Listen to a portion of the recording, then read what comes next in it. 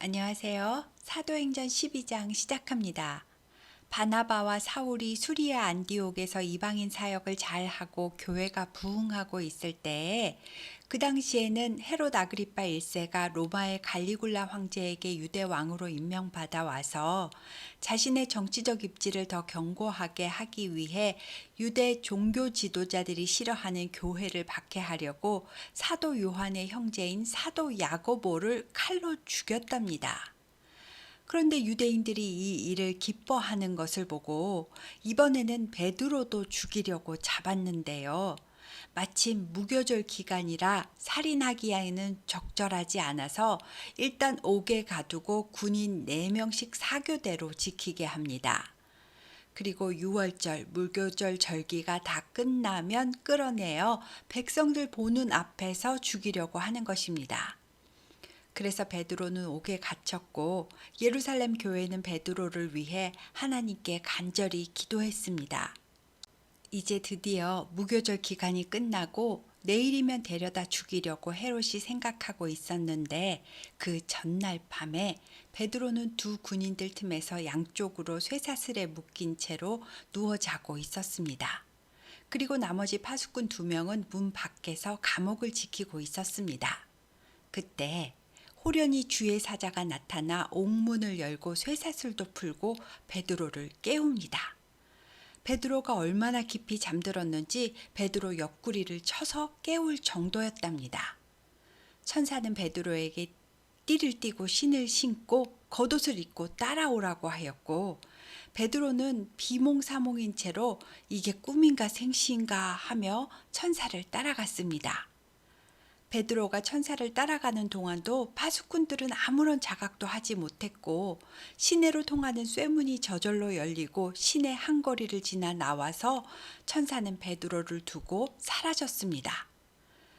베드로가 정신을 차려보니 자기가 시내 길거리에 나와 있음을 깨닫고는 내가 이제야 참으로 주께서 그의 천사를 보내어 나를 헤롯의 손과 유대 백성의 모든 기대에서 벗어나게 하신 줄을 알겠노라 라고 하면서 동료들이 기도하고 있는 마가의 다락방 교회로 가서 문을 두드립니다.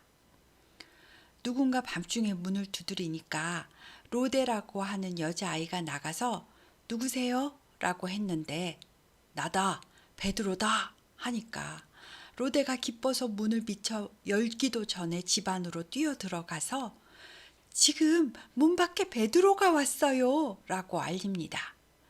사람들은 기도하다가 로데의 말을 듣고 네가 미쳤구나 라고 하니 아니에요 진짜예요 라고 합니다. 사람들은 그러면 그의 천사가 왔나 보구나 라고 말했는데요.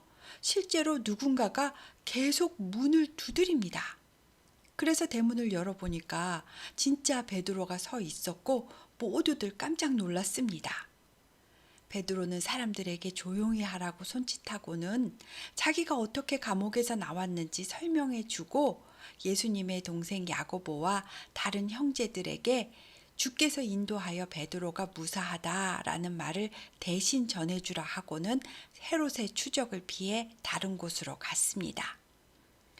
다음 날이 되었습니다. 감옥 안은 난리가 났습니다. 분명히 어젯밤에 쇠사슬로 묶어 놓았는데 감옥 문도 잠겨 있는데 베드로만 온데간데 없습니다. 아무리 찾아도 베드로를 찾지 못하자 헤롯은 파수꾼들을 신문하고 죽이라 명령하고는 자기는 유대를 떠나 가이사라로 거처를 옮겼답니다. 그런데 헤롯이 가이사라에 있을 때에 상업과 무역이 발달했던 해안 도시 두로와 시돈에 대하여 무슨 일 때문인지 헤롯이 대단히 노여워했고 두로와 시돈은 헤롯이 통치하는 지역으로부터 식량 공급을 받아야 했기 때문에 헤롯의 비위를 맞추기 위해 찾아와서 왕의 침소를 맡은 신하 블라스도를 설득하여 특별한 잔치 자리를 마련했습니다. 그래서 헤롯은 잔칫날 왕복을 멋지게 차려입고 단상에 앉아 백성에게 연설을 했는데요. 백성들이 아부하느라고 와, 이것은 사람의 소리가 아니라 신의 소리이다 라고 하며 극찬을 했고, 이 말을 들은 헤롯은 마치 자신이 진짜 신이나 된 것처럼 우쭐해서 하나님께 영광을 돌리지 않았답니다. 그래서 주의 사자가 헤롯을 쳤고 헤롯은 벌레에게 먹혀 죽었답니다. 벌레에게 먹혀 죽었다는 것은 무슨 말일까요? 요세푸스의 기록에 의하면 헤롯은 심한 복통으로 죽었다고 하는데요. 이것은 충수염, 즉 맹장이 터져서 죽은 것으로 추정합니다. 헤롯이 유대인들의 환심을 사기 위해 기독교인들을 죽이고 박해하니까 하나님께서 주의 사자를 통해 갑자기 죽게 하신 것 같습니다. 그리하여 베드로는 더 이상 쫓겨다니지 않아도 되고 하나님의 말씀은 더욱더 흥왕하여졌답니다. 그리고 바나바와 사울은 예루살렘에 부조하는 일을 마치고 마가라 하는 요한을 데리고 다시 수리아 안디옥 교회로 복귀했습니다. 마가라 하는 요한이 마가의 다락방의 그 마가입니다. 이 안디옥 교회는 이방인 전도의 중심이 되는 본부 역할을 하는 교회로 성장하고 있으며 13장 1절은 안디옥 교회의 핵심 인물을 소개하고 있는데요. 바나바와 니게르라 하는 시므온, 구레네 사람 루기오, 분봉왕 헤롯의 젖동생 마나엔, 그리고 사울, 이렇게 5명입니다. 이 핵심 인물들을 선지자들과 교사들이라고 표현하고 있는데 바나바와 사울만 유대인이고 다른 3명은 국적도 신분도 다 다른 이방인 공동체를 이루고 있었던 것으로 추정됩니다. 어느 날 금식하면서 기도하는 가운데 성령께서 바나바와 사울을 따로 세워서 이방인 선교를 위해 파송하라고 하셔서 안디옥 교회는 금식하며 기도하고 바나바와 사울에게 안수한 후 선교지로 파송합니다. 그래서 바나바와 사울은 배를 타기 위해 실루기아로 내려갔고요. 여기서부터 약 2년간의 역사적인 1차 이방 전도 여행이 시작되는 것입니다. 바나바와 사울은 실루기아 항구에서 배를 타고 먼저 바나바의 고향인 구브로 섬으로 들어갔습니다. 구브로 섬에는 상당히 많은 유대인들이 살고 있었기 때문에 구브로 섬의 가장 동쪽 항구인 살라미로 가서 유대인의 여러 회당에 들어가 하나님의 말씀을 전했습니다. 이때 마가를 수행원으로 데리고 갔었고요. 살라미에서 복음을 전하고 다시 섬 가운데로 지나서 서쪽 끝에 있는 바보라는 항구로 갔는데 거기서 유대인 거짓 선지자인 마술사를 만나게 되었답니다. 이 바보 항구에는 총독 서기오 바울의 관저가 있었는데요. 이 총독 서기오 바울이 바예수라고 하는 거짓 선지자 마술사를 자기 옆에 두고 있었던 겁니다. 바예수는 구원자의 아들이라는 뜻입니다. 다행히 서기오 바울은 지혜 있는 사람이라서 바나바와 사울을 불러 하나님의 말씀을 듣기 원했다는데요. 이 바예수 엘루마가 방해를 합니다. 엘루마도 마술사라는 뜻이고요. 이 마술사는 바나바와 사울을 대적하여 총독이 믿지 못하도록 힘을 쓰더랍니다. 아마도 사울이 전하는 말을 왜곡해서 서기오 바울이 나쁘게 이해하도록 한 것 같습니다. 그래서 바울이라 한 사울이 성령이 충만하여 마술사를 주목하여 보고 모든 거짓과 악행이 가득한 자여 마귀의 자식이요 모든 의의 원수여 주의 바른 길을 굽게 하기를 그치지 아니하겠느냐. 보라, 이제 주의 손이 내 위에 있으니 내가 맹인이 되어 얼마 동안 해를 보지 못하리라 라고 말했답니다. 그러자 그 즉시 안개와 어둠이 마술사를 덮어 바예수는 손을 허우적대며 인도할 사람을 두루 구하더랍니다. 자칭 구원자의 아들이라고 했던 마술사는 한 치 앞도 보지 못하는 맹인이 되었고 거짓 선지자의 삶이 끝나게 된 것입니다. 총독 서기오 바울은 이 모습을 보고 예수님을 믿게 되었으며 주의 가르침을 놀랍게 여겼답니다. 그런데요, 여기서 바울이라는 이름이 처음 나온 것을 눈치채셨나요? 바울은 사울의 헬라식 이름인데, 사울은 이방 전도 여행을 시작하고부터는 이방인에게 더 익숙한 바울이라는 헬라식 이름을 사용하여 이방인에게 더 친숙하게 다가갈 수 있도록 하는 것입니다. 이제 바울과 바나바는 구브로의 살라미 항구와 바보 항구 사역을 마치고 다시 배를 타고 밤빌리아에 있는 버가라는 곳에 도착하는데, 마가라 하는 요한은 배를 타기 전에 먼저 예루살렘으로 돌아갔답니다.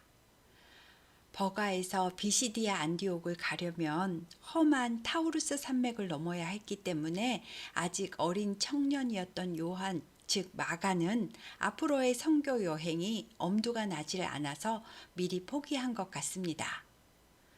한편 바울과 바나바는 버가에서 더 나아가 비시디아 안디옥에 도착했습니다.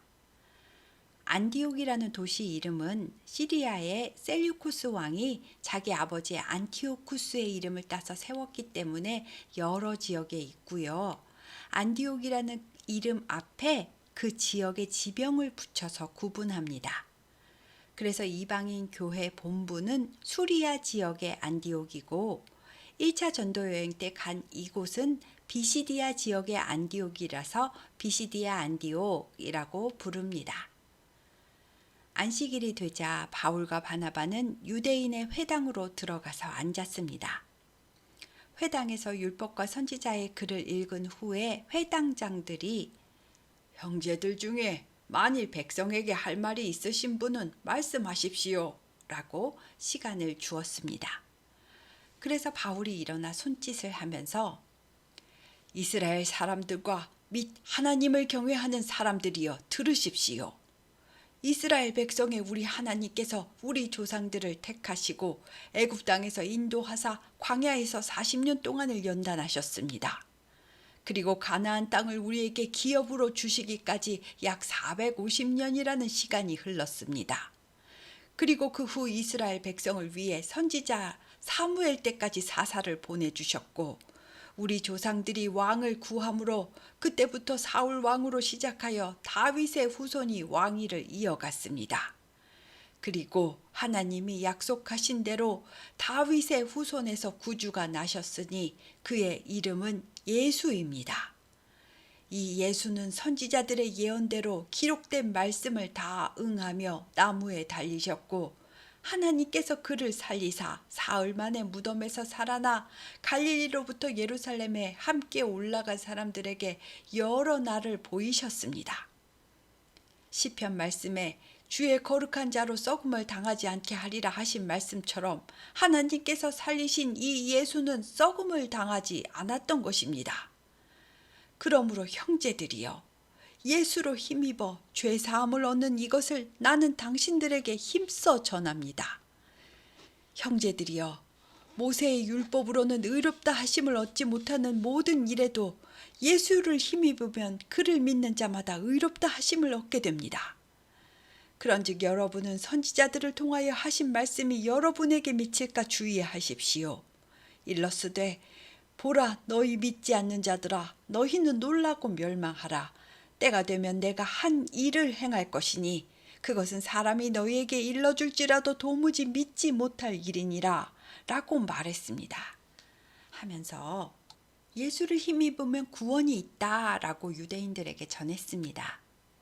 사람들은 바울의 말에 흥미를 느꼈고, 바울과 바나바가 이 말을 마치고 회당에서 나갈 때에 사람들이 다음 안식일에도 회당에 나와서 이에 관한 말씀을 더 전해달라고 했으며, 회당 모임을 마친 후에도 바울과 바나바를 따르더랍니다.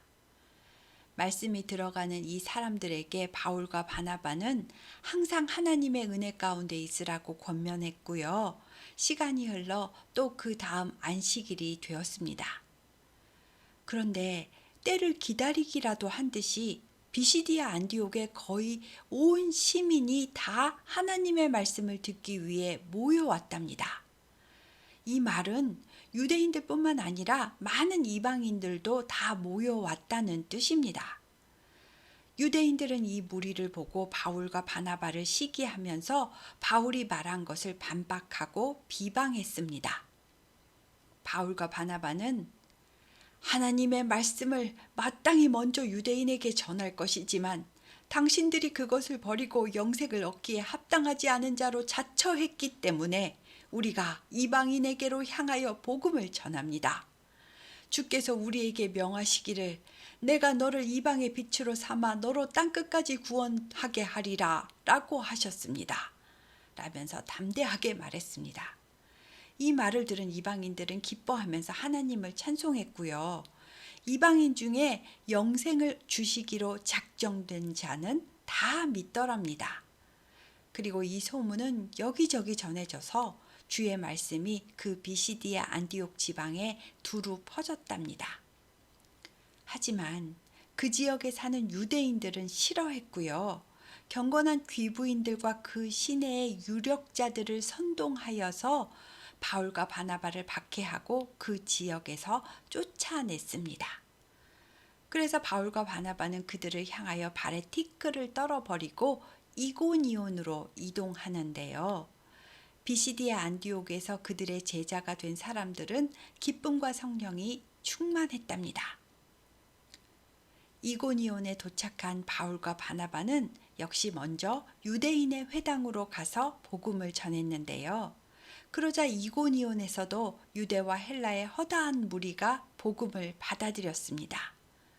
그러나 이 복음을 싫어하는 유대인들은 이방인들의 마음을 선동하여 사도들에게 악감정을 품도록 만들었습니다.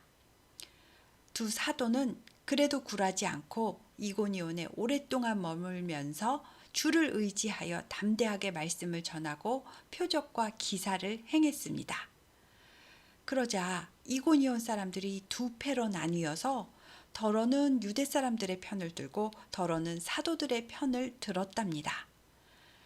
이를 탐탁지 않게 여기는 유대인들과 그 관리들은 바울과 바나바를 모욕하고 돌로 쳐 죽이려고 했습니다. 바울과 바나바는 더 이상의 충돌을 피하기 위해 그곳을 떠났고 루가오니아의 두 성인 루스드라와 더베 그리고 그 근처 지역으로 가서 다시 복음을 전했습니다. 먼저 루스드라는 이고니온 성에서 약 38km 남쪽에 있는 로마군이 지배하고 있는 작은 성이었고요. 여기는 유대인들이 많지 않고 농사와 목축을 하는 도시여서 유대인들의 회당은 없었던 것 같습니다. 그런데 그 루스드라에 발을 쓰지 못하는 한 사람이 앉아 있었는데 이 사람은 태어날 때부터 못 걸었기 때문에 한 번도 걸어본 적이 없는 사람이었습니다. 그런데 이 사람이 바울이 전하는 복음을 주의 깊게 듣는 것을 보고 바울은 그에게 구원받을 만한 믿음이 있다는 것을 알고 당신의 발로 바로 일어서 보시오 라고 큰 소리로 말했습니다. 그러자 그 사람이 곧바로 일어나서 걸었고요. 루스드라 사람들은 이 모습을 보고 흥분하여 당시에는 헬라어를 주로 사용했었는데 루가오니아 방언으로 신들이 사람의 형상으로 우리 가운데 내려오셨다 라고 하면서 바나바는 제우스라고 하고 바울이 설교했으니까 그는 말하는 자이니 신들의 명령을 전달하는 전령인 헤르메스라고 하면서 아예 제우스 신당에서 제사장들이 황소와 화환을 가져다가 바울과 바나바 앞에 제사를 하려고 하더랍니다.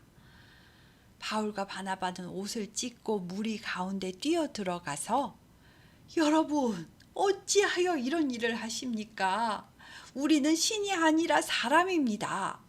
우리가 여러분에게 복음을 전하는 이유는 이런 헛된 일을 버리고 천지 만물을 지으신 살아계신 하나님을 믿게 하기 위함입니다. 하나님께서 그동안 지나간 세대에는 모든 민족으로 자기들의 길을 가게 방임하셨으나 그렇다고 하나님께서 자신을 드러내지 않으신 것은 아닙니다. 하나님은 하늘에서 비를 내려주셨고 철을 따라 열매를 맺게 하셨고 먹을거리를 주셔서 여러분의 마음을 기쁨으로 가득 채워주셨습니다. 그러므로 하나님은 모든 민족을 공평하게 사랑하시는 분이십니다. 라고 하면서 겨우겨우 그들을 제사하지 못하게 말렸습니다. 그런데 이고니온에 사는 유대인들이 사도들이 루스드라로 피한 것을 알고는 여기 루스드라까지 쫓아 내려왔습니다. 그리고 루스드라 주민을 충동하여 사도 바울을 돌로 치게 만들었습니다. 그래서 바울은 돌에 맞아서 쓰러졌고 사람들은 피 흘리며 기절한 바울을 보고 죽었다고 생각하고 성 밖에다 바울을 던져버렸습니다. 바나바와 바울을 따르던 제자들이 쓰러져 있는 바울 주위를 둘러서 바울이 진짜 죽었으면 장례를 치르려고 쳐다보고 있는데 바울이 눈을 뜨고는 툭툭 털고 일어나더랍니다. 바울은 성 안으로 다시 들어가 그날 밤 잠을 자고 이튿날 바나바와 함께 더베라는 곳으로 갔습니다. 더베는 루스드라에서 동남쪽으로 약 30여 킬로미터 떨어진 곳에 있고요. 이 더베가 1차 전도 여행의 마지막 지점입니다. 바울이 복음을 전하자 더베성 주민들도 복음을 받아들였고 바울과 바나바는 많은 사람을 제자로 받아들였습니다. 그러니까 바울과 바나바가 가는 곳마다 교회가 세워진 것입니다. 그러나 바울과 바나바가 떠나고 나면 남아있는 교회 성도들은 유대인들의 박해를 받을 겁니다. 이것을 잘 알고 있는 바나바와 바울은 왔던 곳을 다시 되짚어 거꾸로 가면서 제자들의 마음을 굳게 하여 믿음을 잘 지키도록 독려합니다. 그리고 우리가 하나님 나라에 들어가려면 이를 대적하는 세력 때문에 필연적으로 많은 환난이 있을 것이니 잘 이겨내라고 하고 각 교회의 장로들을 택하여 세우고 금식하면서 하나님께 이들을 위탁한다고 기도했습니다. 바울과 바나바는 비시디아 가운데로 지나서 밤빌리아에 이르러 다시 말씀을 버가에서 전하고 아달리아 항구를 통해 거기서 배를 타고 처음 출발했던 본부 수리아 안디옥 교회로 돌아왔습니다. 이렇게 1차 전도 여행은 약 2년 정도의 시간이 걸렸을 것으로 보고 있고요. 본부에 돌아온 바울과 바나바는 안디옥 교회뿐만 아니라 주변 교회 성도들을 모아서 그동안 하나님께서 행하신 모든 일과 예수님을 통해 이방인들에게 믿음의 문을 열어주신 것을 보고하고 제자들과 함께 오랫동안 선교의 은혜를 나누었답니다. 그런데 우리가 한 가지 기억해야 할 것은요. 바울과 바나바의 전도 여행이 단기간에 하루 이틀 말씀을 전해서 사람들이 믿은 것이 아니고 교회가 그냥 저절로 며칠 만에 세워진 것이 아니라는 겁니다. 이곳 이방인들은 그리스 신화에 나오는 제우스 외에도 여러 신들에게 제사하고 있는 사람들인데 그 이방인들에게 예수라는 사람이 하나님의 아들인데 그를 믿으면 죄사함을 받고 구원을 받는다 라고 몇 마디 했다고 저절로 자기들이 섬기던 신을 버리고 예수님만 믿게 되지는 않았을 겁니다. 바울과 바나바는 한 지역에 몇 달씩 있으면서 처음에는 유대인 회당에서 시작하여 모세의 율법만으로는 죄의 문제를 해결할 수가 없고 구원받을 수가 없다라는 것을 이야기하고 이것을 증명하기 위해 구약에 나오는 메시아의 약속의 말씀들이 누구를 가리키는지 또 설명도 하고 예수님의 탄생 일화부터 아마도 누가복음에 나오는 이야기들로 예수님에 관한 내용들과 예수님의 가르침을 단계별로 하루하루 설명하면서 그분이 진짜 메시아이다라는 것을 증명했을 겁니다. 그리고 앞으로는 짐승을 잡아 피 뿌리고 태우는 짐승 제사는 더 이상 필요가 없다라는 것을 알렸을 겁니다. 이렇게 사람들에게 들음에서 나는 믿음으로 복음이 들어가고 누군가의 헌신으로 그의 집을 내주어서 그곳이 교회로 쓰였을 것이지 교회 건축을 한 것이 아닙니다. 그리고 세례도 베풀었을 것이고 이렇게 탄생한 교회 공동체는 믿지 않는 사람들의 비난과 핍박을 견디며 말씀 읽고 기도하는 성령께서 돌보시는 믿음 공동체로 성장해 나갔을 겁니다. 초대 교회에서는 오직 성경 말씀만을 가지고 나누었을 것이며 예수 안에서 어떻게 말씀대로 살아낼 것인지 고민하고 기도하고 구원의 복음으로 하나님 나라의 삶을 살아가자고 서로 격려했을 겁니다. 그 외에 어떠한 건물 건축이나 종교 행사 같은 것은 필요치 않았고 시편 말씀의 찬양들이 많이 불려졌을 겁니다. 여러분도 상상력을 발휘해서 그때 그 당시로 돌아가서 한번 생각해 보시면 전도 물품이 있었던 것도 아니고 자동차가 있었던 것도 아니고 배를 타고 바다를 건너 오직 걸어서 산을 넘고 노숙을 하면서 전도하러 다니는 모습을 생각하시면 12사도에 속하지 않았지만 바울과 바나바를 누가가 두 사도라고 표현하는 것이 이해가 되실 겁니다. 사도는 보낼 사, 무리, 도, 어떤 일을 시키려고 특별히 뽑은 무리라는 뜻입니다. 여기까지가 14장까지의 이야기입니다. 수리아 지역에 있는 안디옥 교회에서 바울과 바나바는 1년 동안 말씀을 가르치고 이방인 목회를 경험한 후 구제를 위해 예루살렘에 갔다가 헤롯의 핍박으로 인한 야고보의 순교를 보게 됩니다.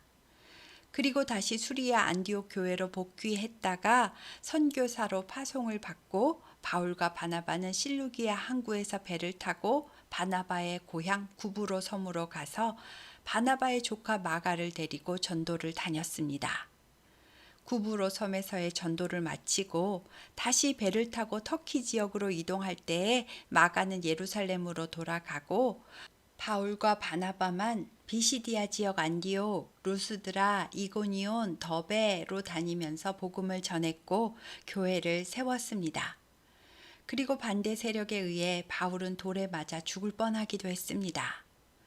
그래도 바울은 다시 거꾸로 왔던 곳을 되짚어 찾아가서 교회들을 격려하고 성도의 믿음을 굳게 한 뒤 다시 본부 수리아 안디옥으로 돌아와서 선교 보고를 하는 모습이 오늘까지의 이야기입니다. 오늘은 12장부터 14장까지 했습니다. 감사합니다.